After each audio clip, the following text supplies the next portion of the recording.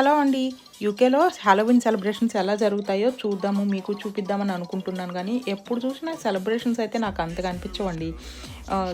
Trick are treat అని చెప్పి పిల్లల్ని బకెట్లు పట్టుకొని, ఇంకా కొంచెం డ్రెసప్ చేసుకొని ఈవినింగ్స్ అయితే తిరుగుతుంటారు. అదొకటే అనిపిస్తది. పిల్లలకి మంచి ఈవెంట్ లాగా ఉంటది. కానీ స్కూల్స్‌లో అయితే ఎటువంటి సెలబ్రేషన్స్ చెయ్యరు.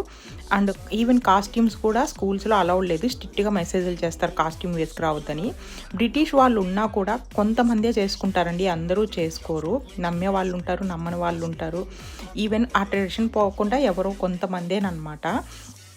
ఇలా ఉంటది యూకేలో అయితే నాకు తెలిసినంత వరకు. కొన్ని బార్స్‌లో అట్లా మ్యూజిక్ ఈవెంట్స్ అట్లుంటాయి. షాప్స్‌లో గూడా కొన్ని షాప్స్‌లోనే డెకరేషన్ అయితే ఉంటదనమాట.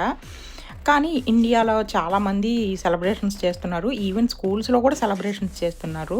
అది ఎంతవరకు కరెక్ట్, ఎంతవరకు అలౌడో నాకైతే తెలియదు. ఎక్కడి నుంచి ఇది తీసుకొచ్చి చేపిస్తున్నారో మీరేమంటారు?